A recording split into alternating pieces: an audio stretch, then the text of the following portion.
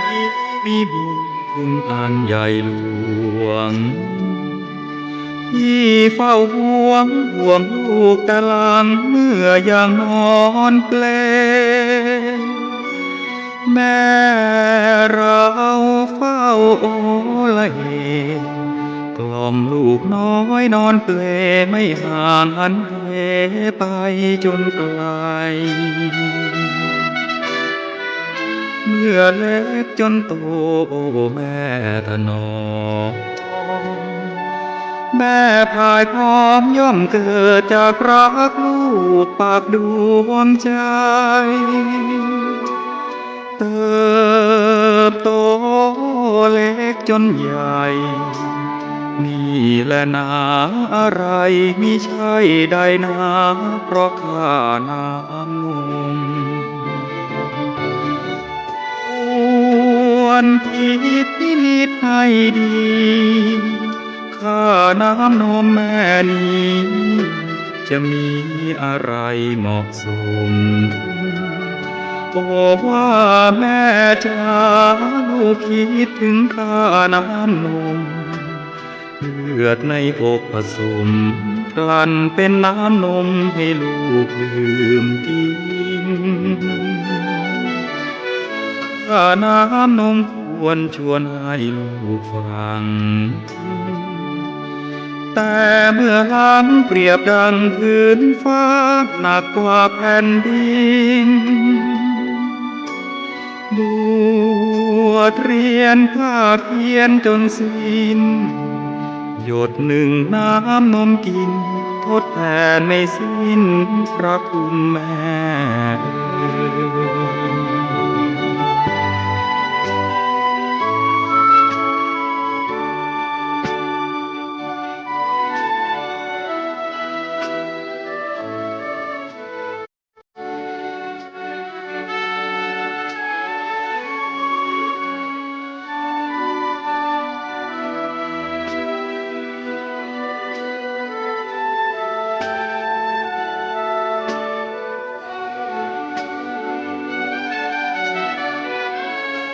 น้ำนมควรชวนให้ลูกฟัง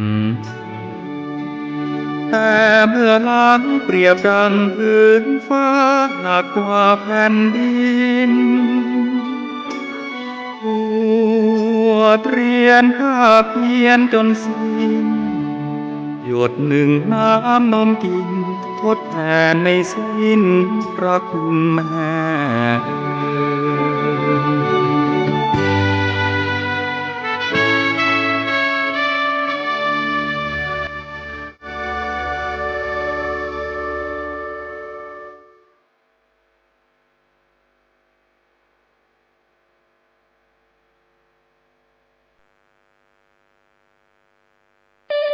ขอเชิญร่วมถวายเทียนพรรษาประจำปี 2567 ของเครือข่ายคลื่นสีขาวเชียงใหม่เชียงรายลำพูนลำปางแป่น่านและพะเยาเนื่องด้วยคณะสงฆ์พระนักเผยแผ่ธรรมะเครือข่ายคลื่นสีขาวและคณะศรัทธาพุทธศาสนิกชนถวายเทียนพรรษาประจำปี 2567 จะนำไปถวายวัดต่างๆจำนวน9วัดในพื้นที่ภาคอีสานในวันที่23 ถึง 25 สิงหาคม 2567 โดยจะออกเดินทางในวันที่23 สิงหาคม 2567 เวลาตี 4 ในโอกาสนี้จึงขอเชิญชวนพุทธศาสนิกชนทุกท่านได้ร่วมถวายเทียนพรรษาและร่วมอนุโมทนาบุญไปด้วยกันเพื่อส่งเสริมพระพุทธศาสนาและวัฒนธรรมประเพณีอันดีงามต่อไป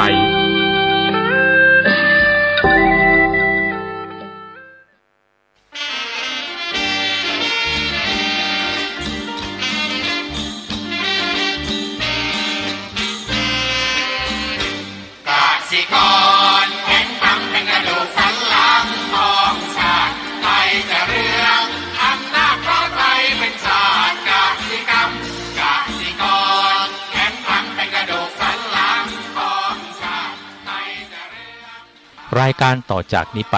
ขอเชิญท่านผู้ฟังทุกท่านเข้าสู่รายการดีมีคุณค่าน่าติดตามรายการเกษตรเพื่อชีวิตดำเนินรายการโดยกลุ่มรักเกษตร ประสานงานโดยนายพิชัยคงพิทักษ์คณะเกษตรมหาวิทยาลัยเชียงใหม่หมายเลขโทรศัพท์ 053944030 ขอเชิญทุกท่านติดตามรับฟังได้ณบัดนี้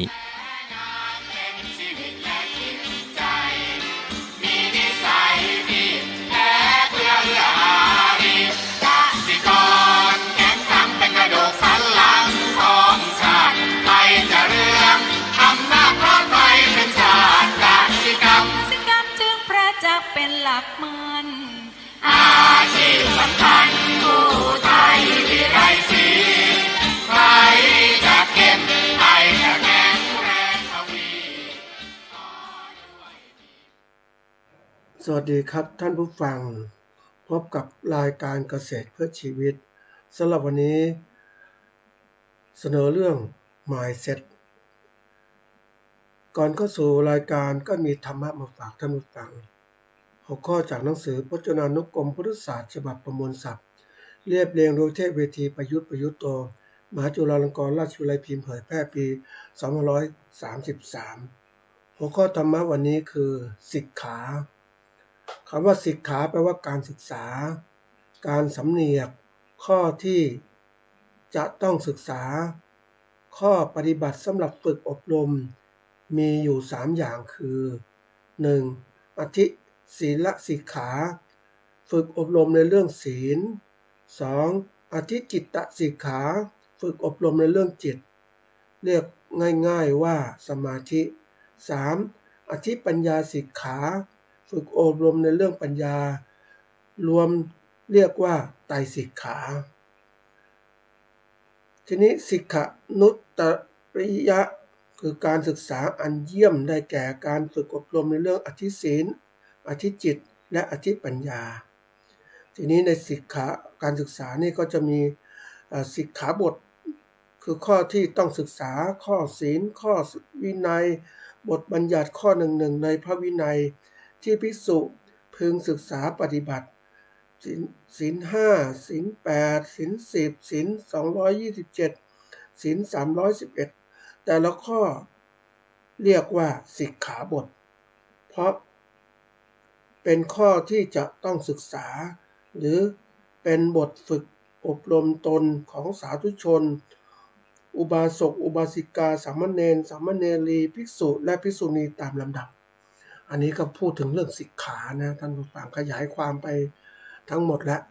คุมและเรื่องการศึกษาการข้อที่จะต้องศึกษานี้ก็มีส่วนสำคัญมากคือปกติแล้วเนี่ยเราเองเนี่ยเขาเรียกเราจะความรู้เราจะเจริญก้าวหน้าเนี่ยก็ต้องศึกษาเนี่ยเป็นตัวที่ทำให้ความรู้เจริญก้าวหน้าขึ้นนี้เจริญก้าวหน้าเนี่ยมันก็ต้องมีข้อที่ควรจะต้องศึกษา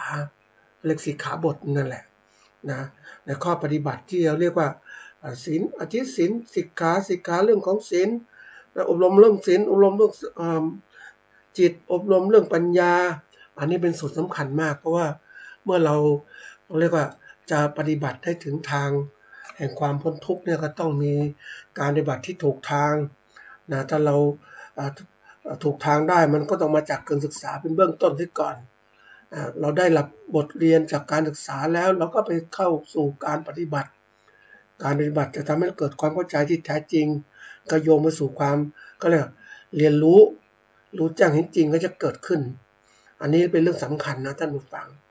คนเราเนี่ยถ้าเรามีการศึกษาที่ถูกต้องและปฏิบัติที่ถูกต้องมันก็โยงไปสู่การได้รับผลที่ถูกต้องตามไปด้วยนะก็เป็นเรื่องสำคัญการศึกษาเนี่ยเป็นเบื้องต้นนะท่านผู้ฟังบางคนก็ศึกษาพื้นฐานศึกษาต่อยอดไปเรื่อยๆปฏิบัติค้นคว้าไปนะทีนี้เราเองเนี่ยถ้าอยู่ในโลกของเขาเรียกว่าโลกของความเจริญก้าวหน้าทางวิทยาศาสตร์เทคโนโลยีเนี่ยเราต้องศึกษาเพิ่มเติมนะท่านผู้ฟังศึกษาให้มันทันนะหรือนำสมัยที่มันเปลี่ยนแปลงไปเราศึกษาได้ก็จะทำให้เรานั้นเอาวิชาการต่างๆมาใช้ในการปฏิบัติวิชาชีพของเรานะไม่ใช่จำกัดอยู่แค่ศึกษาของที่มีอยู่แล้วพอแล้วนะไม่ศึกษาโลกของความเปลี่ยนแปลงคือการที่ศึกษา เนี่ยมันต้องมีเขาเรียกว่ามีหลักการศึกษาเพื่อความเจริญก้าวหน้าทางความรู้เราเนี่ยเราจะต้องไม่หยุดการศึกษาเพราะว่าถ้าเราหยุดเมื่อไหร่ปุ๊บเนี่ยมันไม่ทันละไม่ทันปุ๊บก็เข้าสู่โลกของการแข่งขันไม่ได้ละเป็นเรื่องสำคัญมากเพราะนั้นศึกษาเนี่ยมันต้องมีการศึกษาอย่างต่อเนื่องและตลอดเวลานะยิ่งโลกก้าวหน้าก็ต้องศึกษาให้มันทันกับโลกเราอยู่ในโลกนะนี่มันก็มีตัวอย่างนะก็อยากจะเล่าเพิ่มเติมเพื่อประกอบคำว่าศึกษาเนี่ยในโลกของการเปลี่ยนแปลงนั้นดูฟังอย่างประเทศอิสราเอลที่อยู่กลางทะเลทรายเนี่ยเจอปัญหาอุปสรรคในการทำการเกษตรต่างๆจะทำมาหากินยังไงเจริญก้าวหน้าก็ต้องทำยังไงก็ต้องพัฒนาจะต้องปลูกพืชให้ได้จะได้เกิดประโยชน์เกิดขึ้นในการเราใช้พื้นที่เขาก็ต้องมีการศึกษาว่าดินมันเป็นยังไงดินการเกษตรเนี่ยคือจะสิ่งแวดล้อมมันไม่เหมาะสมเนี่ยแต่เขาต้องทำให้มันดีขึ้นเขาต้องเริ่มจากการศึกษาเรื่องดินฟ้าอากาศอุณหภูมิมันสูงทำยังไงแต่ก็เริ่มจากการที่มีพืชเพราะว่าพืชเป็นตัวที่สำคัญในการที่จะปรับสภาพดินฟ้าอากาศนี่เขาก็เริ่มปรับปรุงดินนะเพื่อการปลูกแล้วก็น้ำเพื่อใช้ในการปลูกพืชก็ต้องน้ำชลประทานระบบน้ำหยดและน้ำที่มาจากการที่มาจากน้ำทะเลก็จะมีการกลั่นกรองเอาเกลือออกนะให้เป็นน้ำเพื่อใช้ในการเกษตรแล้วเริ่มปลูกพืชโดยเทคโนโลยีทันสมัยพัฒนาพันธุ์พืชต่างๆให้ดีขึ้นวิธีการผลิตที่ทันสมัยมากขึ้นบางพืชบางอย่างเนี่ยก็ปลูกในโรงแจ้งบางพืชบางอย่างก็ปลูกในโรงเรือนเพื่อจะต้องปรับปรุงอุณหภูมิต่างๆแล้วเมื่อปรับปรุงพวกนี้การปลูกพืชได้แล้วเนี่ยสภาพของภูมิอากาศก็เริ่มเปลี่ยนเรียก climate change ก็จะเกิดขึ้นนะมันก็ทำให้การเปิดสภาพของการเป็นพื้นที่เกษตรที่มีความเขาเรียกว่าเหมาะสมในการปลูกพืชและเริ่มใช้เทคโนโลยีการเกษตรสมัยใหม่ก็ไปใช้การให้น้ำให้ดินให้ปุ๋ยต่างๆเนี่ยได้ผ่านเขาเรียกว่าผ่านทางท่อน้ำนี่แหละไปยังต้นพืชเพราะนั้นพืชได้รับแสงจากดวงอาทิตย์เกิดกระบวนการสังเคราะห์แสงดูดน้ำในท่อนั้นนะปุ๋ยต่างๆเจริญโตก็เกิดการสังเคราะห์แสงเกิดขึ้นก็เจริญเติบโตแล้วก็สร้างดอกสร้างผลที่เกิดขึ้นมันอาศัยเวลานะท่านผู้ฟังคนอยู่ในสภาพแวดล้อมอย่างนี้เขาเรียกต้องสู้เขาเรียกความรักแผ่นดินและรักแผ่นดินนี้สู้กับชีวิตเพื่อยกระดับชีวิตให้ดีขึ้นไม่ใช่หนีไปอย่างนี้แล้วก็พัฒนาการผลิตสินค้าเกษตรจนทั้งเขาส่งออกมีชื่อเสียงการเกษตรนี่คือการสู้แล้วก็พัฒนาตลอดเวลาเนี่ยคือเขาเติบโตได้เพราะอะไรนะก็เพราะการศึกษาเขาให้ความสำคัญการศึกษาแล้วก็วิจัยแล้วก็ศึกษาเพิ่มเติมประสบการณ์จากการทดลองเรียนรู้จากสิ่งเป็นจริงเขาก็ทำให้เขานั้นประสบความสำเร็จนะนี่คือส่วนสำคัญเนี่ยก็เป็นเรื่องทำไมถึงเป็นอย่างนี้ก็เพราะมันเข้ามาถึงที่ว่าเรื่องหัวข้อนี่แหละคนเราเนี่ยจะทำอะไรได้สำเร็จเนี่ยมันต้องมีเขาเรียกว่าจิตใจที่มีความมุ่งมั่นในการพัฒนานะเราอยากจะอยู่บนโลกนี้ก็ต้องมีความมุ่งมั่นในการพัฒนาที่เกิดขึ้นอีกตัวอย่างหนึ่งมานั่งคิดถึงอันนี้เป็นของเมื่อกี้อิสราเอลนี่ก็เป็นของคนไทยได้มีโอกาสไปคุยสัมภาษณ์คนที่เขาเรียกว่ามีอาชีพค้าขายนะค้าขายอาหารปักใต้อาหารก็มาอยู่ภาคเหนือเนี่ยเขาทำอาหารปักใต้ซึ่งเขาทำได้ดีมากท่านผู้ฟังทีนี้มาดูคนที่เขาทำอาหารได้ดีฝีมือดีทุกอย่างเขาทำด้วยตัวเองหมดเลยทีนี้มันก็เขาก็ขายอาหารหน้าโรงเรียนหน้าอะไรต่างๆตลาดนัดต่างๆก็พัฒนาได้ดีท่านผู้ฟังก็มีกำไรนะมีกำไรก็เขาก็ทำแบบไปเรื่อยๆท่านผู้ฟังเพราะว่าเขาไม่ได้คิดว่าจะต้องใหญ่รวยต่างๆแล้วเนี่ยเขาทำไปเรื่อยๆก็ค้าขายไปส่งลูกเรียนได้อะไรได้ก็พอแล้วไม่ขยับขยายธุรกิจเนี่ยคือคนเราเนี่ยถ้าคิดอยู่แค่นี้มันก็ไม่ขยายธุรกิจเขาเริ่มจากที่เขาทำเองทุกอย่างทำเองขายเองคมทุกอย่างเลยเพราะนั้นเขาไม่จ้างแรงงานก็เอาตัวเขาเองทำหมดเลย ทีนี้ทำหมดมันก็มีโอกาสข้อจำกัดคือตัวเองทำทั้งหมดไม่ได้มันไม่สามารถขยายธุรกิจได้แต่เขาทำอย่างนั้นเพราะว่าเขาก็คิดว่าแค่นี้พอแล้วเขาก็คิดอย่างนั้นทำพอลูกเรียนพอมีพอกินพอใช้ไม่เดือดร้อนอะไรก็ค้าขายอย่างนี้คือเขาไม่คำนึงถึงการโลกของการแข่งขันอะไรต่างๆที่จะเกิดขึ้นเขาก็พอที่ว่าอยู่กับชีวิตไปวันๆหนึ่งคือทำไปขายไปได้กำไรก็หมุนเวียนอยู่อย่างเนี้ยคือคิดในแง่ของการประกอบการแบบคนทั่วไปมันไม่มีความคิดถึงจะเป็นนักธุรกิจที่จะเติบโตเขาก็ทำแค่นี้เขาก็พอแล้วนะอันนี้เป็นแนวคิดแล้วก็ทำมานานนะท่านผู้ฟังย้ายมาอยู่ทางใหม่ประมาณกับ20-30 ปีแล้วก็ยังอยู่แบบเนี้ยทีนี้มันอยู่อย่างเนี้ยอายุก็ค่อยมากขึ้นเนาะฝีมือดีมากท่านผู้ฟังทำงานปากใต้ไม่รสชาติไม่เปลี่ยนแปลงแล้วก็ไม่ลดเครื่องเทศไม่ลดอะไรทำทุกอย่างรักษาทีนี้จะผลิตอาหารกับร้านอื่นๆบางทีแรกๆก็ขายรสชาติแบบนี้แบบเดิมแบบใต้ตอนนี้ก็เปลี่ยนอีกคือมันก็เลยกลายเป็นไม่ดีแต่คนนี้ทำได้ดีนะทำได้ดีแต่ว่าเขาก็อยู่ท่านนี้แหละทีนี้มาดูธุรกิจอีกคนหนึ่งก็มาจากปากใต้เหมือนกันแต่ทำในแง่ที่เรียกว่าทำแล้วเนี่ยเมื่อมันเติบโตคือโอกาสที่เติบโตมันมีมากเนี่ยกำไรขายกำไรมากก็ทำไงดีอยากได้กำไรมากขึ้นก็ขยายร้านขยายการประกอบการก็คือว่าจ้างคนงานมาคนงานช่วยขายคนงานอะไรต่างๆแกก็ปรุงเองขายเองนะแต่มีคนเสิร์ฟคนอะไรต่างทำช่วยนะทำอาหารทุกอย่างช่วยทีนี้มันเริ่มเติบโตขึ้นมันขายได้ดีขึ้นคนงานก็มากขึ้นปกติก็จะกินแบบชนิดที่ว่าคนมากินก็คือตักราดหรือตักเป็นชุดอาหารให้กินนะทีนี้คนมามากขึ้นก็เช่าร้านเพิ่มขึ้นขยายพื้นที่คนงานมากขึ้นแกก็เริ่มคุมเฉพาะเรื่องของการปรุงอาหารแต่ทีนี้อาหารมันเยอะมันปรุงไม่คุมไม่ได้มันก็ได้ไม่สมบูรณ์เท่าไหร่แต่พออยู่ได้คือหมายความว่ารสชาติยังกับข้าวบางอย่างก็พัฒนาได้รสชาติดีบางอย่างก็รสชาติมันก็ดีแต่ก็มีบางส่วนรสชาติไม่ดีก็เพราะจ้างคนอื่นมาทำแทนแต่เมื่อธุรกิจมันโตขึ้นนะเขาก็เริ่มที่ว่าทำไม่หมดทุกอย่างเขาก็ทำแต่นั้นเป็นผู้ประกอบการคุมเรื่องของปัจจัยการผลิตทำยังไงให้รสชาติดีจ้างคนงานทำนี่เขาก็เติบโตจนรวยท่านผู้ฟังรวยแล้วก็ขยายมีเปิดร้านเพิ่มขึ้นมีสาขาต่างๆมากขึ้นแล้วก็ไปขายในที่ต่างๆนะนำศูนย์การค้าต่างๆฉะนั้นไม่พอก็คือผลิตอาหารแบบชนิดว่าตักเป็นกับข้าวถุงนะกับข้าวถุงแล้วเริ่มที่จะขายประเภทที่เรียกว่าทำออนไลน์ได้ขายได้บางส่วน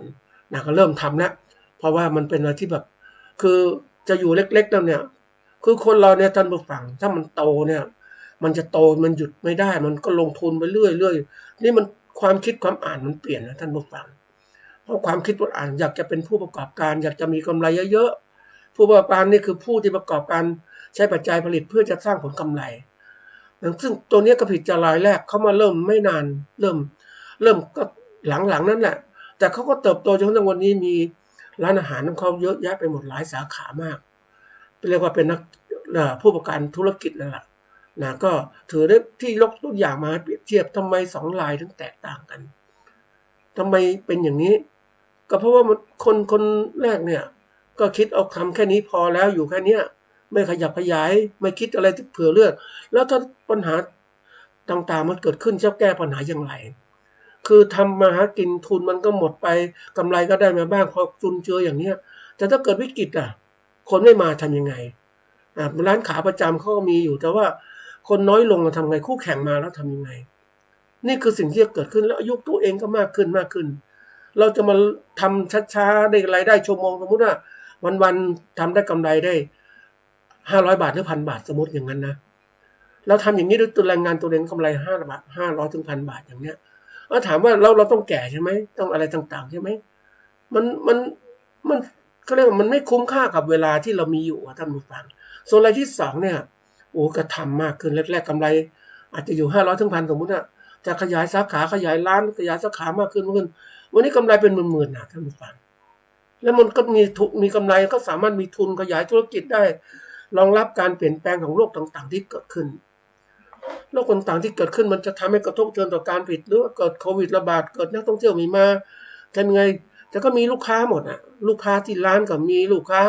ในสาขาต่างๆมีลูกค้าออนไลน์ก็มีลูกค้าที่แบบมาซื้ออาหารไปเลยที่ปรุงสำเร็จรูปแล้วเนี่ยมันมีความหลากหลายของสินค้ามากขึ้นแกก็อยู่รอดสบายใช่ไหมทนต่อการเปลี่ยนแปลงของสภาพแวดล้อมที่เปลี่ยนแปลงได้สบายๆแล้วก็ใช้สมมติวันนี้ทุกกำไรสมมติรายได้ต่อชั่วโมงของแกเนี่ยกลางวันเป็นหมื่นๆอย่างเงี้ยนี่คือความแตกต่างความแตกต่างนี้มันเกิดขึ้นอะไรรู้ไหมมันเกิดขึ้นจากการที่คนเราเนี่ยตั้งเป้าหมายชีวิต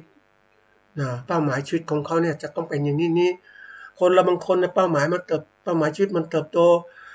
ได้บางคนเป้าหมายชีวิตมันก็ไม่ยอมเติบโตมันก็เอาแค่นี้พอนี่คือสิ่งสำคัญที่อยากจะเอามาพูดให้ท่านผู้ฟังเพราะว่าคนเนี่ยส่วนใหญ่ชอบแบบธรรมดาไม่อยากคิดอะไรทำไปเรื่อยๆเลยต้องไม่เคยคิดถึงการเปลี่ยนแปลงที่เกิดขึ้นวันหนึ่งเราต้องเปลี่ยนแปลงวันหนึ่งเราทำไม่ไหวเราแก่ชราแล้วเราจะทำไงทำไม่ไหววันนี้แข็งแรงก็ทำให้เต็มที่สิจะมาทำเอาแค่นี้พอนะไอ้คำว่าพอนี่น่ากลัวมากนะท่านผู้ฟังมันพอไม่จริงอ่ะเพราะนั้นเวลาเราตั้งเป้าหมายนี่สำคัญมากสองคนที่แตกต่างกันเนี่ยก็เป็นคำหนึ่งที่สำคัญคือ mindset ที่ตั้งเป้าหมายชีวิตของเขาเนี่ยคำว่า mindset เนี่ยแปลว่าอะไรเป็นคำศัพท์ที่นำมาใช้กันบ่อยมากในยุคนี้นะในแง่การสร้างแรงจูงใจและพัฒนาตนเองโดยศูนย์จิตวิทยาศึกษามูลนิธิเนี่ยนะยุวสถีรคุณให้คำนิยามไว้ว่า mindset หรือกรอบแนวกรอบความคิดสิ่งสำคัญคือ mindset นั้นมีความหมายลึกซึ้งมากกว่าคำว่าความเชื่อทั่วไปแล้ว mindset คือความเชื่อที่มีผลต่อพฤติกรรมซึ่ง mindset เนี่ยจะมีอยู่2แบบก็คือแบบที่เรียกว่า growth mindset คือกรอบแนวคิดแบบเปิดกว้างและอันที่2คือ fixed mindset กรอบแนวคิดกรอบความคิดแบบปิดตายอันนี้เขาให้คำจำกัดความแล้วก็แยกmindset ไว้2อย่างแล้วนะคือแนวคิดแบบเปิดกว้างและแนวคิดแบบปิดตายเราจะเห็นได้ว่าที่ยกตัวอย่าง2คนนะนั่นคือแนวคิดของคนที่ปิดตายส่วนหนึ่งแล้วก็เปิดกว้างอีกส่วนหนึ่งเขาจึงเจริญเติบโตนี่สำคัญมากเลยนะมันเป็นเรื่องที่ว่ามันมีผลต่อพฤติกรรมของคนเราเนี่ยถ้ารู้จักตั้ง mindset ที่ดีมันจะทำให้เราเนี่ยได้มีโอกาสประสบความสำเร็จเขาเรียกว่ามีงานวิจัยของนักจิตวิทยาพบว่าคนประสบความสำเร็จนั้นจะต้องมี mindset นะคนละแบบกับคนทั่วไปโดยคนทั่วไปประสบความสำเร็จแบบ mindset ทั่วไปก็จะมีทั่วไปไม่กว้างแต่ว่าเป็นแบบ growth mindset เป็นพวกที่มีความเชื่อว่าตัวเองพัฒนาทักษะต่างๆได้ที่ตัวเองบกพร่อง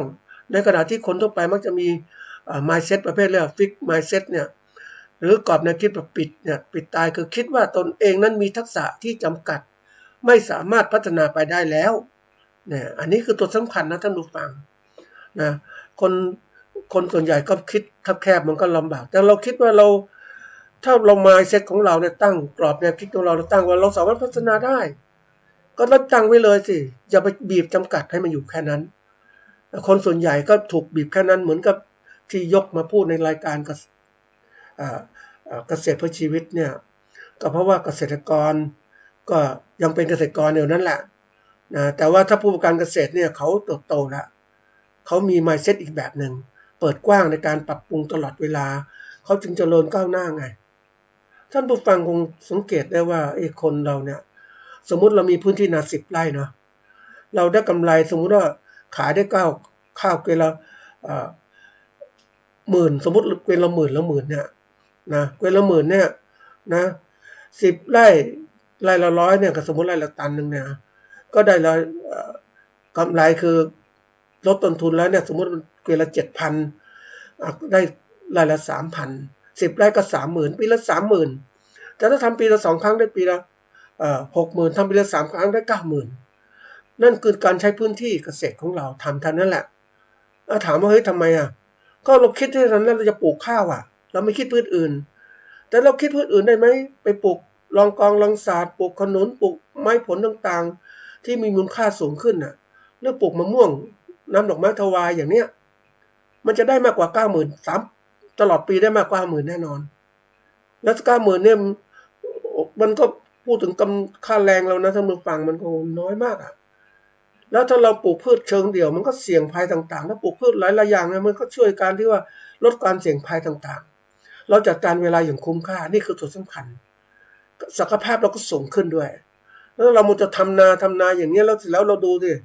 ให้วิเคราะห์ตัวเองว่าเฮ้ยเราที่ผ่านมา5 หรือ 10 ปีที่ผ่านมาเรารวยขึ้นไหมเราสามารถมีรายจ่ายรายรับได้มากไหมรายจ่ายเป็นยังไงบ้างรายจ่ายสูงขึ้นรายรับก็ต้องเปลี่ยนแปลงนิดหน่อยยิ่งถูกในทุนกดราคาแล้วทำยังไงนี่คือสิ่งสำคัญที่สุดคือการเปลี่ยนแปลงแนวคิดของเราจะอยู่แบบแค่นี้พอสมาหากินพอเนี่ยสมถะหรือจะปล่อยตามยถากรรมมันก็เป็นสิ่งที่เรา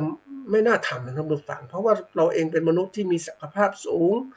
เราจะอยู่ยั้งอยู่ทำอย่างนั้นยังไง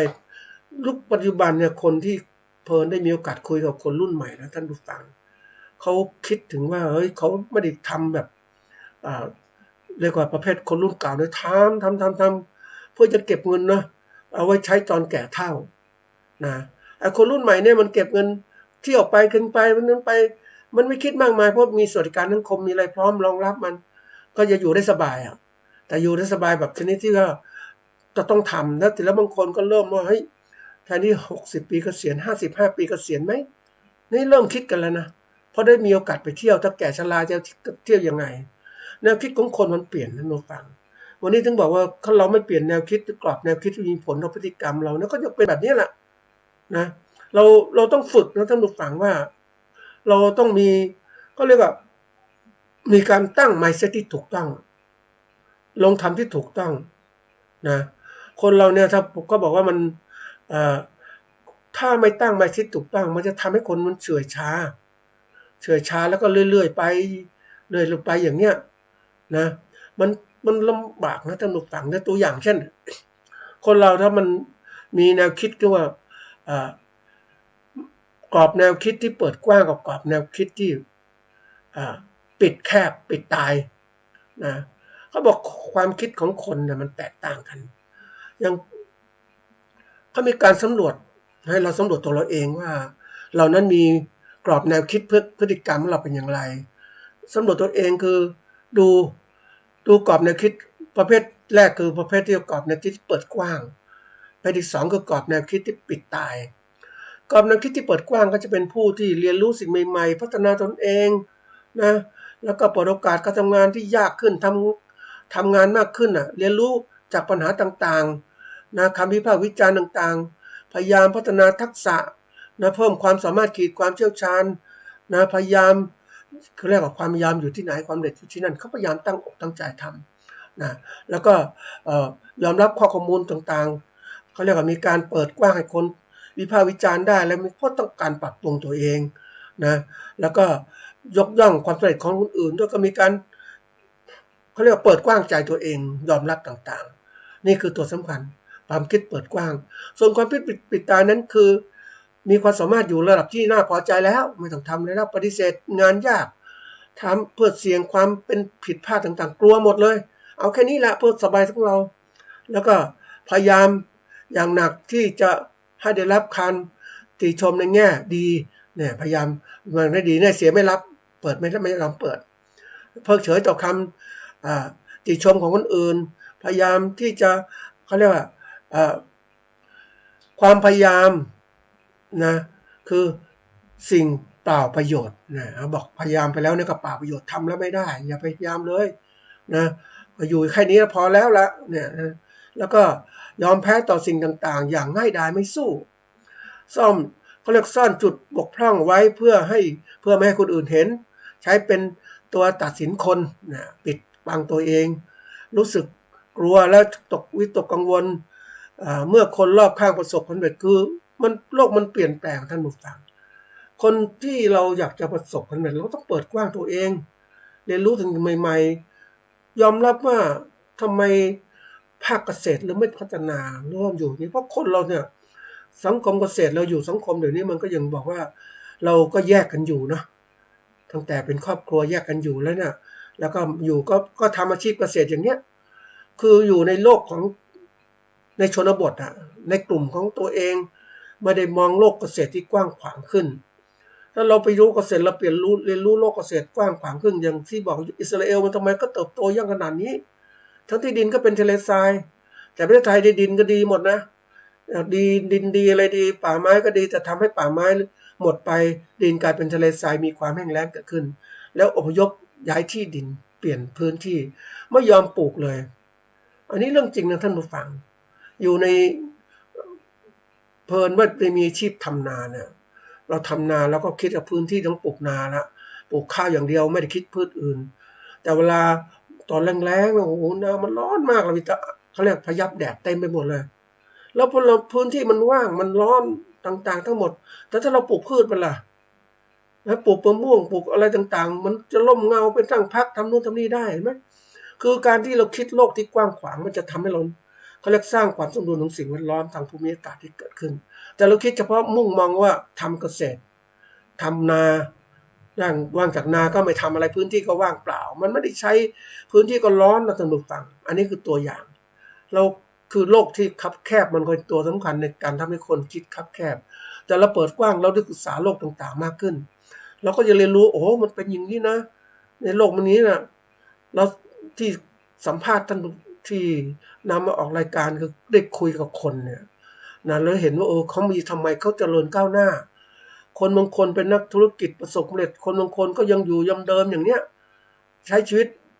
มีได้คุยกับคนที่เขาเรียกว่าเป็นข้าราชก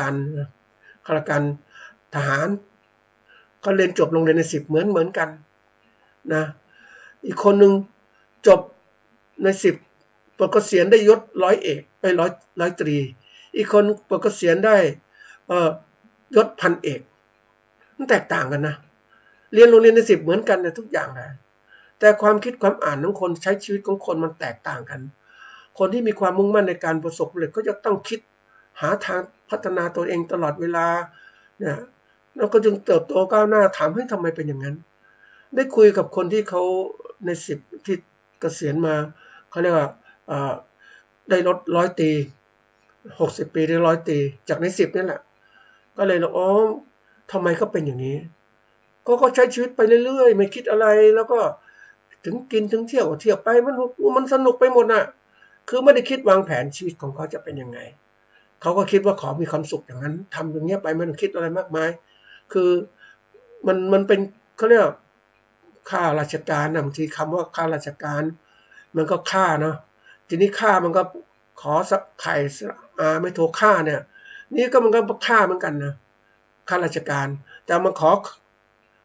อละครังสระไม่เอกสระ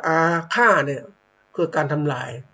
เพราะฉะนั้นเนี่ยมันเป็นสิ่งสำคัญคือการคิดของคนเนี่ยมันไม่มองที่มันกว้างไกลแล้วความคิดต่างๆมันมีผลต่ออะไรต่อพฤติกรรมคำว่าพฤติกรรมคือการแสดงออกทางกายวาจาและใจต่างๆมันมีผลถ้าเราเป็นเกษตรกรก็ต้องมีความคิดที่เป็นเกษตรกรแต่ถ้าเป็นผู้ประกอบการต้องมีความคิดเป็นผู้ประกอบการได้ไปอ่านหนังสือของผู้ประกอบการที่เขาประสบความสำเร็จนะก็เริ่มจากเขาเนี่ยก็แน่นอนก็เริ่มจากอย่างเจ้าของภัตตาคารนะท่านผู้ฟังก็เริ่มจากที่จะเป็นลูกน้องเขาอะแต่เป็นลูกน้องเขาก็อยากจะเป็นคือคนน่ะถ้าเป็นลูกน้องก็ยังเป็นลูกน้องตลอดใช่ไหม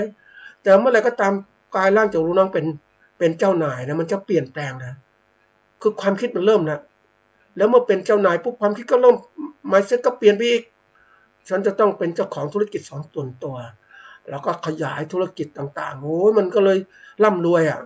แต่ถ้าคนเป็นลูกน้องเขาเนี่ยหรือคิดแคบๆอย่างนี้ก็อยู่อย่างเนี้ยหรือข้างหน้าจะเป็นยังไงก็ไม่รู้อ่ะเดี๋ยวนี้ที่ทำไมต้องพูดอย่างนี้เพราะว่าเราไม่สามารถคาดเดาสิ่งแวดล้อมต่างๆที่อยู่รอบๆตัวเราเนี่ยมันจะคงอยู่ได้นานไหมมันจะเปลี่ยนแปลงหรือเปล่าแต่ณวันนี้ยอมรับว่ามันเปลี่ยนแปลงมากเลยเปลี่ยนแปลงอย่างรวดเร็วแล้วเราถ้าไม่ปรับ mindset ของเราให้มันถูกต้องกับการสังคมที่เปลี่ยนแปลงไปเนี่ยเราอยู่ไม่ได้วันนี้นักธุรกิจต่างๆท่านผู้ฟังยิ่ง ยิ่งมีโอกาสได้คุยกับนักธุรกิจที่เขาประสบความสำเร็จเนี่ยโอ้เขาพัฒนาไปไกลมากเลยนะพัฒนาจากการศึกษาเรียนรู้ของเขาพัฒนาการเรียนรู้อย่างต่อเนื่องของเขาเนี่ยอย่างวันเนี้ยตัวอย่างนะท่านผู้ฟังอย่างความรู้เกี่ยวกับ mindset อย่างเนี้ยแต่ก่อนนะขายหนังสือนะต้องคนอยากได้ก็ต้องไปอ่านแพงๆเดี๋ยวนี้มีหนังสือมีในอินเทอร์เน็ตนะมีอะไรต่างๆมากมายที่เราสามารถค้นได้คนที่ถึงความรู้ก่อนนะท่านผู้ฟังได้มีความรู้ก่อนมันก็อย่างที่บอกว่ามีความรู้มากสามารถเอาเปรียบคนทั้งหลายเนี่ยแน่นอนมันเป็นธรรมดาจะไปว่าเขาเอาเปรียบคนได้ไงเขารู้มากเขาสามารถทำอะไรที่มันแทนที่ไปใช้แรงงานลำบากลำบนเหนื่อยวันละ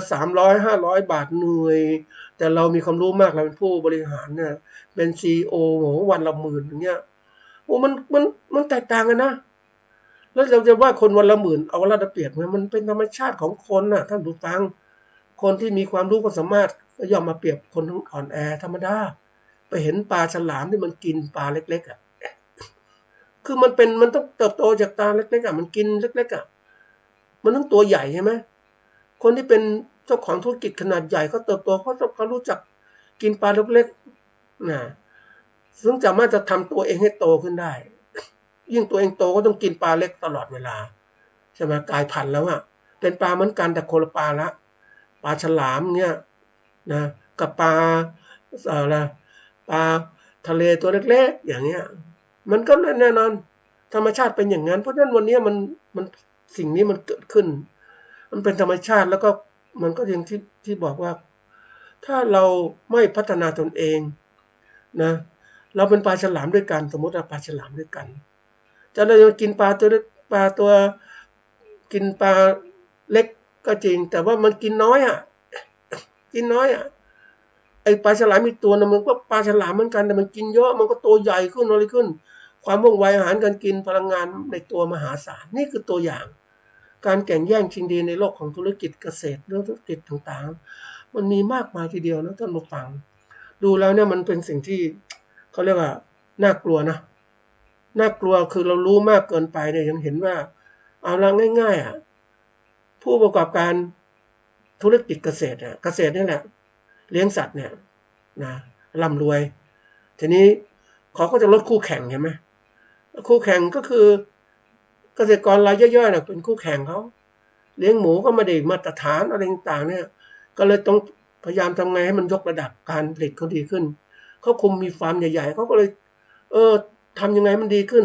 ก็ต้องมีอะไรมาตรฐานฟาร์มมาตรฐานฟาร์มนี่ต้องออกโดยภาครัฐนะเพื่อยกระดับการค้าการขายสินค้าเกษตรฟาร์มสัตว์ให้มันดีขึ้นก็มีมาตรฐานฟาร์มก็แน่นอนรายใหญ่ก็ต้องการอยู่แล้วเพราะเขามีความพร้อมนะทีนี้มันก็เลยภาครัฐก็เลยไปต้องออกมาตรฐานฟาร์มเลี้ยงสัตว์ปรากฏว่ารายเล็กพัฒนาไปไม่ได้มันเล็กไม่มีทุนพัฒนาฟาร์มฟาร์มหมูไม่มีทุนพัฒนาฟาร์มขยายหมูไปเลี้ยงนอกชุมชนแล้วก็ไม่มีทุนไม่พอแล้วยังไม่มีอาหารการกินที่ดีสำหรับหมูตัวเองมันก็อยู่ไม่ได้ท่านผู้ฟังมันขายแข่งไม่ได้แล้วก็ต้องเลิกกิจการขาดทุนนี่คือการแข่งขันแบบชนิดที่เรียกว่าถูกหลักเกณฑ์ตามกฎหมายที่กำหนดแต่ถามว่าสิ่งเหล่านี้มันเกิดขึ้นเพราะอะไรมันเกิดขึ้นเพราะแน่นอนใครใหญ่ใครอยู่เล็กๆก็ต้องไปเห็นไหมแล้วถามว่ายุติธรรมในสังคมไหมมันก็ยุติธรรมในเรื่องของการแข่งขันนั่นแหละเป็นประชาธิปไตยมันก็แข่งขันใครใหญ่ใครได้ประโยชน์นะใครเล็กก็แน่นอนอ่อนแอก็เสียประโยชน์ธรรมดาอย่างนั้นเนี่ยทีนี้มันดูที่มันสิ่งแรกที่สุดเนี่ยในการที่เราจะพัฒนาเลยมันต้องดูตรงนี้ที่ mindset ที่ว่ามันจะมีผลเราต้องพัฒนาตนเองอย่างที่บอกว่าพระพุทธเจ้านั้นท่านปฏิบัติท่านต้องการมรรคผลนิพพานแล้วก็ตั้งเป้าหมายแล้ว mindset ต้นไว้ว่าจะต้องบรรลุมรรคผลนิพพานใหญ่นะใหญ่มากเลยแล้วเราทำไมไม่ตั้งแล้วถ้าเราทำเรื่อยๆไปเฉยๆไม่มีเป้าหมายอะไรทำอะไรไปเนี่ยมันไม่มีเป้าหมายพวกก็ทำอะไรเฉยชาใช่ไหมแต่เรื่องความมุ่งมั่นจริงจังมันต้องทำนี่คือตัวอย่างเพราะนั้นทำที่อันนี้มันมีผลต่อพฤติกรรมของคนนะอย่างเราเองนะพูดตรงๆนะถ้าไม่มีเขาเรียกว่าถ้าไม่มีเป้าหมายอะไรที่มากพอเนี่ยมันก็อยู่เฉยๆอย่างนี้ดีกว่า อยู่สบายๆ mindset แบบปิดตายประเภทอย่างนั้นแต่อันนี้มันโลกมันเปลี่ยนแล้วท่านผู้ฟังแล้วเสร็จแล้วเนี่ยมันจะเกิดกระบวนการเรียกว่าคัดเลือกโดยธรรมชาติแล้วนะใครอ่อนแอก็อยู่ไม่ได้ธรรมชาติอย่างนั้นอันนี้มันก็เริ่มระบบการพัฒนาเกษตรแบบสมัยใหม่คนรุ่นใหม่ก็คนพัฒนาที่การศึกษาที่ดีขึ้นเข้าใจโลกที่มากขึ้นนะเขาเรียก mindset เนี่ยนะเป็นเรื่องที่สำคัญมากเลยมีผลต่อความสำเร็จของชีวิตและการทำงานของเรามากเราต้องตั้ง mindset ที่ถูกต้อง mindset ถูกต้องมันมาจากอะไรมาจากตัวเราเองที่ต้องศึกษาให้มากขึ้นมันสำคัญมากนะท่านผู้ฟังว่าทำยังไงจะมี mindset ที่ดีก็แน่นอนก็ mindset ที่ดีก็ต้องมาจากว่านะคือเรามีความมุ่งมั่นก็ทำเลยเห็นโลกกว้างๆทำแล้วไม่ต้องเขาเรียกว่ามองดูความเป็นไปได้เกิดประโยชน์ที่สูงขึ้นพอแล้วนะแล้วก็ถ้าเรามากลัวนู่นกลัวนี่กลัวคำติดชินนินทากลัวคนอื่นว่าคือถ้าเรามีข้อมูลที่มากพอเราทำเลยเป็นพวกประเภทที่กลุ่มนั่นเรียกว่าบุกเบิกอะนะจะทำอะไรซ้ำๆเดิมๆอย่างเนี้ยเหมือนสมมติเรามีนาอยู่1 ไร่แล้วก็ทำเดิมทำนา1 ไร่อย่างเนี้ยไม่เอาเราเปลี่ยนแล้วพวกมันไม่คุ้มค่าการทำนาเราก็เปลี่ยนมาปลูกอย่างอื่นได้ไหมเลี้ยงสัตว์ได้ไหมใช้พื้นที่คุ้มค่าที่สุดอย่างเนี้ยได้รายได้ตรงเนี้ยนะอันที่2ก็คือว่านะแล้วเมื่อกี้คือต้องไม่แคร์เสียงคนเราดูดูเหตุผลทางที่เหมาะสมเราทำเลยแล้วก็บางอย่างที่มันไม่สมบูรณ์แบบหรอกมันก็มีคำแล้วก็มันก็มีความไม่สมบูรณ์แบบมันเกิดขึ้นอ่ะเราเป็นผู้พัฒนาเนี่ยแล้วมันก็ต้องมีการเปรียบเทียบเหมือนกันนะท่านผู้ฟังเปรียบเทียบเพื่อให้รู้ว่าเราอยู่ขั้นไหนมีการดูต่างๆแล้วก็ความผิดพลาดมันมีอยู่แล้วเราก็ต้องคือเราเป็นผู้บุกเบิกก็ไม่ต้องกลัวความผิดพลาดเราทำงานอย่างจริงจังเลยอ่ะนะมันก็รู้ว่าคือถ้าเราจะทำอะไรแล้วแต่เรามีหลักการวิธีการเหตุผลที่ถูกต้องเนี่ยมันไปได้หมดนะท่านผู้ฟังในสิ่งที่เราทำมันมีเหตุผลรองรับอะไรต่างๆมันน่าจะประสบความสำเร็จมันก็ประสบความสำเร็จเราสามารถคาดเดาได้เลยนะอันนี้เป็นตัวสำคัญนะคือเราบางคนที่บางครั้งเนี่ยคนไม่กล้าทำอะไรต่างๆเนี่ยมันคือว่ามันเขาเรียกอะไรกลัวสังคมจะว่ากลัวหาเป็นคนประเภทที่ว่าความคิดแปลกประหลาดคนพวกนี้คนที่เขาคิดอะไรแปลกประหลาดท่านผู้ฟังแน่นอนมันถ้าเขาคิดที่ถูกต้องเขามีความคิดเขาเองเนี่ยเขาทำได้สำเร็จนะถ้าเขาทำสำเร็จจริงๆนะเพราะว่าเขาจะไม่ติดกับความคิดเดิมๆเขาจะมีอะไรที่เปลี่ยนแปลงนะแล้วก็มันก็มีการที่ว่าเหตุผลต่างๆที่มันจะเกิดขึ้นมันก็ทำให้คนนั้นทำอะไรได้มากขึ้นนะสำเร็จสิ่งหนึ่งก็สำเร็จต่อไปสำเร็จทีละขั้นหมดเลยนะอันนี้เป็นตัวสำคัญนะท่านผู้ฟังว่าคนเราเนี่ยถ้าหวังว่าจะทำอะไรแล้วแต่มีความมุ่งมั่นทำจริงจังเลยอยู่โลกเกษตรก็ทำจริงจังเลยนะทำไม่คือบางทีเราอยู่ในโลกนะเราพอใจในโลกนั้นแหละเราไม่เคยคิดพัฒนามันก็ลำบากท่านผู้ฟังเราถ้าพูดถึงตามหลักแล้วเนี่ยเราจะสร้าง mindset ของเราเนี่ยนะเราต้องเรียนรู้โลกกว้างขึ้นว่าโลกเนี่ยมันมีอะไรต่างๆมากมายนะแล้วก็พยายามสร้างตัวเองนะสร้างความรู้ให้กว้างขวางขึ้นเราจะอยู่กับโลกแคบๆอย่างนี้ไม่ได้นะยิ่งเขาบอกว่าความรู้พวกนี้นะเราจะต้องหาด้วยตัวเองนะมันไม่ใช่ว่าจะให้คนอื่นมาบอกว่าเฮ้ยอย่างนี้คุณทำอย่างนี้สิทำงี้สินะไอ้ mindset เนี่ยปัจจัยสำคัญสู่ความสำเร็จพัฒนาตนเองสู่ความสำเร็จแน่นอนเลยมันพัฒนาทุกอย่างที่เกิดขึ้นนะถ้าเราทำตรงนี้ได้ดีนะการที่เรามี mindset คือมุมมองความคิดความอ่านของเราต่อสิ่งต่างๆบนโลกนี้ซึ่งมุมมองเนี่ยมันทำให้เรานั้นมาจากการศึกษาแล้วก็มาจากประสบการณ์และการปฏิบัติเนี่ยพบเจอสิ่งใหม่มันทำให้เรานั้นโอ้ยิ่งอยากจะพัฒนานะมีคนหนึ่งนะท่านผู้ฟังจะเป็นเกษตรกรธรรมดานะนี่เขาก็เป็นทำจริงจังในอาชีพปรากฏว่าเขาได้รับทุนเดินทางไปเกาหลีนะเกาหลีไปเห็นการเกษตรแบบนี้ในเกาหลีเขากลับมามีความมุ่งมั่นพัฒนาผลิตภัณฑ์ก็เต็มที่เลย จากความรู้ไม่สูงนะท่านผู้ฟังแต่เขาเนี่ยมีความมุ่งมั่นเขาจึงได้คือเห็นโลกกว้างคือเขาเลยอยากจะทำมากขึ้นอันนี้คือตัวสำคัญนะแล้วก็เรื่องที่เราจะตั้ง mindset ของเราเนี่ยเขาบอกว่ามันต้องทำด้วยตัวเองพยายามปรับ mindset อยู่ตลอดเวลาต่อการพัฒนาตนเอง mindset พวกนี้มาจากอะไรมาจากที่เรียกว่ามาจากการปรับตัวเองก็วิธีพัฒนาmindset ของตัวเองเนี่ยนะเริ่มที่ว่าเราต้องปรับ mindset ของตัวเราเองซะก่อนนะมันมีทั้งหมดอยู่คือปรับ mindset ของตัวเองนะความกรอบแนวคิดที่มีสักหนึ่งแล้วก็มีเขาเรียกว่าต้องตั้งเป้าหมายที่ชาญฉลาดต่อการปรับปรุงกรอบแนวคิดตัวเองและพัฒนาตนเองอย่างชาญฉลาดเปิดโลกทัศน์ใหม่ๆด้วยการอ่านหนังสือออกจากคอมฟอร์ตโซนคือโซนที่มันทำให้เราอยู่สบายอยากจะพอแล้วแค่นี้ไม่ได้มันต้องออกมาอยากเป็นคนแบบไหนก็ลองพาตนเองไปอยู่กับคนและสภาพแวดล้อมแบบนั้นนะสนุกไปกับกระบวนการมากกว่าทำงานแบบการทำเป้าหมายให้สำเร็จเนี่ยมันสนุกมันเพลินนะทีนี้มาดูรายละเอียดว่าเริ่มจากการยอมรับตัวเองต้องมี mindset ต้องปรับ mindset ใช่ไหมเราทำอะไรไม่สำเร็จก็ต้องดูว่าให้มันเป็นเพราะอะไรเนาะเป็นเพราะว่าเรามีกรอบแนวคิดเรื่องนี้มันถูกต้องไหมมันคิดเกินไปหรือเปล่ามันคิดน้อยไปหรือเปล่ามาปรับพวกนี้มันต้องศึกษาตัวเองวิเคราะห์ตนเองให้มันเหมาะไหมอย่างนี้นะนี่มันดูว่าใน mindset ต่างๆมันพัฒนาไปเรื่อยนะตามวัยของคนแล้วก็ตามประสบการณ์ของการทำงานของตนเองคนที่เห็นโลกทัศน์กว้างๆขึ้นมันโอ้โหมันจะโอ้ยอย่างที่คนที่ทำอาชีพเกษตรเนี่ยไปดูงานเกาหลีนะโอ้โหความคิดผมอาจได้คุยกับเขาเนี่ยท่านผู้ฟังว่ามันคือถ้าคนส่วนใหญ่นะมีเขาเรียกจะเป็นไม่มีโอกาสไปอย่างเขาอะแต่เขาไปเนี่ยเขาได้เก็บประสบการณ์เขาได้เห็นสิ่งต่างๆเห็นการต่อสู้แย่งชิงเนี่ยเขาทำให้เขาปรับเปลี่ยนก็กลายเป็นคนแปลกเป็นคนไทยที่แปลกในกลุ่มอาชีพนี่แหละอาชีพสมมติมี100 คนมีเขา1 คนอย่างเงี้ยที่คนเน้น1 คนแปลกคนอื่นคือมีความคิดที่ว่ากว้างก้าวหน้ามากขึ้นนะทีนี้มาถึงว่าเราจะมีการตั้งเป้าหมายที่ฉลาด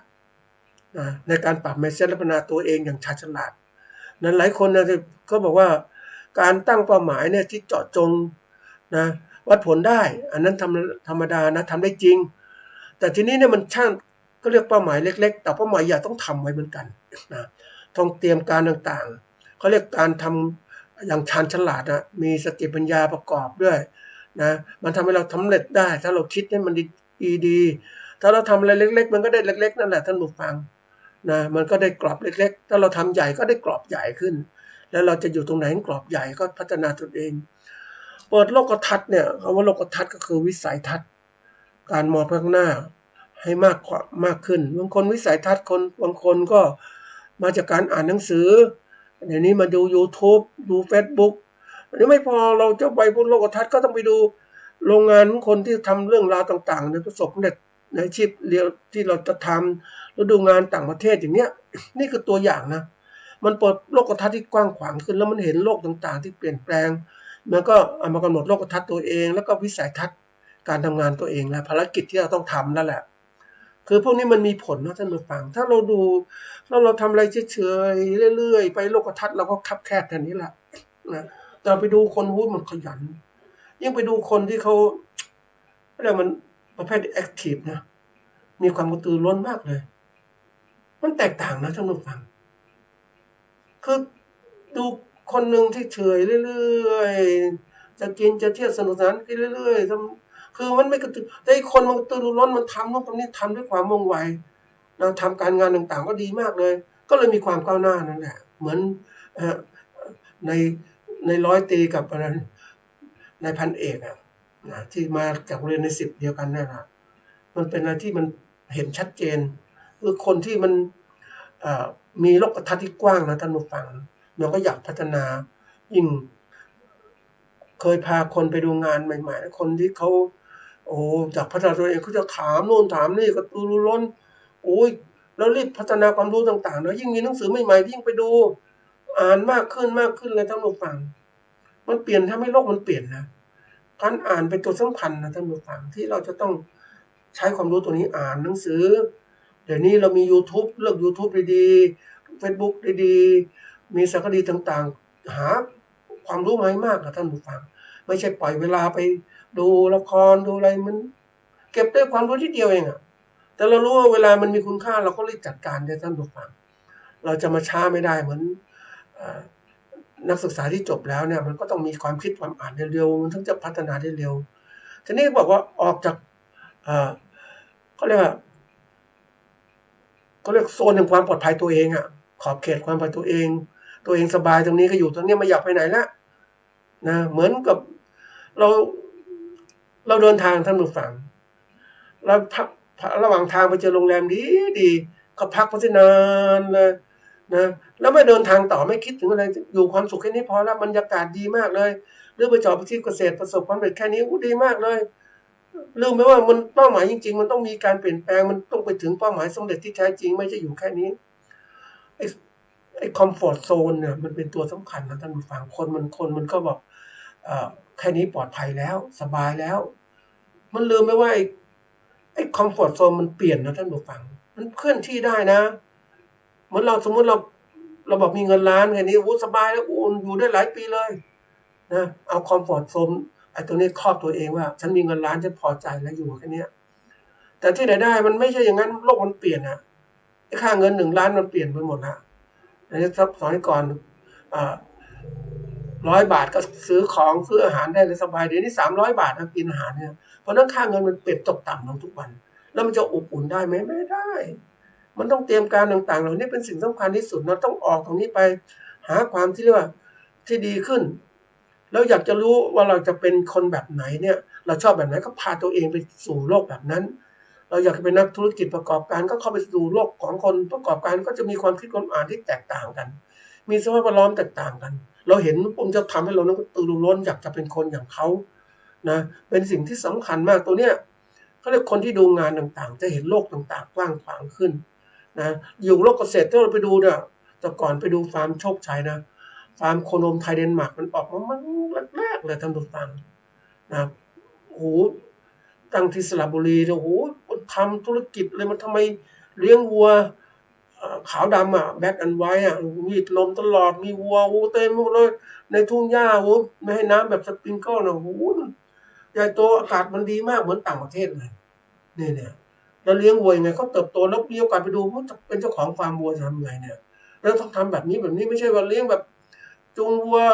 ไปปล่อยให้มันกินหญ้าอยู่อย่างนั้นน่ะเดี๋ยวนี้เขาวัวเนี่ยบางส่วนก็ไม่กินอาหารสดบางส่วนให้กินอาหารสำเร็จรูปเนี่ยเป็นตัวสำคัญนะท่านผู้ฟังเราอยากจะเป็นอะไรก็ทำอย่างนั้นแล้วคิดไปเฮ้ยจะทำอย่างนี้มันดีขึ้นนะเราต้องทำงานมุ่งมั่นในการทำงานจริงจังในอาชีพของเราแล้วก็มีเป้าหมายประกอบที่ดีขึ้นไม่ใช่เป้าหมายเดิมๆนะไม่ใช่เดี๋ยวนี้อยากจะให้ทุกคนตั้งเป้าหมายว่ามันโลกปัจจุบันมันไม่เหมือนเดิมแล้วมันเปลี่ยนแปลงเพราะนั้นเนี่ยเราจะมี mindset ที่ดีก็ต้องพยายามดูว่าให้ความคิดของเราเจริญเติบโตขึ้นนะตลอดเวลาศึกษานะให้มันกว้างเปิดกว้างขึ้นการศึกษาตลอดชีวิตของเราเป็นสิ่งสำคัญนะท่านฟังอย่าหยุดนิ่งนะมันเป็นตัวสำคัญนะแล้วก็การที่ว่าเราต้องเรียนรู้เนี่ยมีการที่ว่าประเภทที่เรียกว่ากรอบแนวคิดหรือทัศนคติเนี่ยให้สำคัญทั้งต่อตัวเราและต่อคนอื่นมันทำให้เกิดความยั่งยืนเกิดขึ้นนะแล้วก็ความคิดเกี่ยวกับโลกต่างๆเนี่ย global mindset เนี่ยโลกมันเปลี่ยนแปลงโลกมันไม่เหมือนเดิมโลกมันมีอินเทอร์เน็ตแล้วเราต้องคำนึงถึงแล้วหาทางตัวเองให้ดีขึ้นพัฒนาตนเองแล้วก็เรียกว่ามีโอกาสคือเราตรงนี้สำคัญคือเราต้องมี mindset เกี่ยวกับการเป็นผู้ประกอบการเป็นนักธุรกิจนะท่านผู้ฟังจะไปคิดแบบเราจะเป็นเกษตรกรลืมเธอตอนเนี้ยนะเราต้องเป็นผู้ประกอบการเกษตรแล้วนะเราต้องเข้าใจโลกที่เปลี่ยนแปลงขนาดนี้โลกของดิจิตอลมันเข้ามาเราเอาประโยชน์จากมันศึกษาข้อมูลต่างๆมากขึ้นในการผลิตการหาความรู้การขายสินค้าเกษตรของเรานะแล้วหาตรงนี้นะแล้วก็ต้องมีความคิดที่เรียกว่าพัฒนาตนเองให้มันมีความที่เรียกว่านวัตกรรมที่เกิดขึ้นนะเราเขาเรียกว่าถ้ามันไม่ไหวก็หยุดพักนิดๆแล้วก็พัฒนาต่ออย่าหยุดนะทำอย่างต่อเนื่องนะก็เรียกว่าสร้างสรรค์ความสำเร็จได้แล้วพยายามคิด ใหม่ทำใหม่ตลอดเวลาว่าเราจะภูมิใจในความคิดเดิมๆฉันแค่นี้ฉันพอแล้วฉันหยุดตรงเนี้ยมันไม่ใช่เดี๋ยวนี้ความคิดต่างๆมันเปลี่ยนเขาเรียกว่ามีการคิดที่ย้อนกลับมาดูความคิดเดิมมันถูกต้องไหมเขาเรียกมันการกลั่นกรองใหม่อะ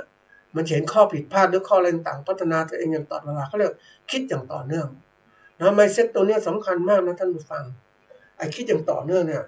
มันเป็นตัวสำคัญทำให้เราเห็นโลกต่างๆที่เปลี่ยนแปลงเพราะนั้นก็ฝากไว้ว่าแนวคิด mindset ในแนวคิดที่เรามีต่อพฤติกรรมของเรามันมีเป็นยังไงบ้างมันทันสมัยกับโลกไหมหรือเปิดต้องเปิดกว้างนะแต่ถ้าปิดตายเนี่ยโอกาสประสบความสำเร็จมันยากแล้วเพราะโลกเกษตรเดี๋ยวนี้มันเปลี่ยนไปหมดแล้วมันไม่เหมือนเดิมแล้วนะมันแตกต่างจากเดิมมากเลยมันต้องแข่งขันกับทุกอย่างแข่งขันกับผู้ประกอบการแข่งขันกับการเปลี่ยนแปลงที่จะเกิดขึ้นข้างหน้าในประเทศและต่างประเทศที่ผู้บริโภคก็เปลี่ยนหมดเลยดินฟ้าอากาศก็เปลี่ยนนี่คือสิ่งสำคัญที่เราต้องเปลี่ยนตัวเราเองแล้วก็ฝากไว้เป็นข้อคิด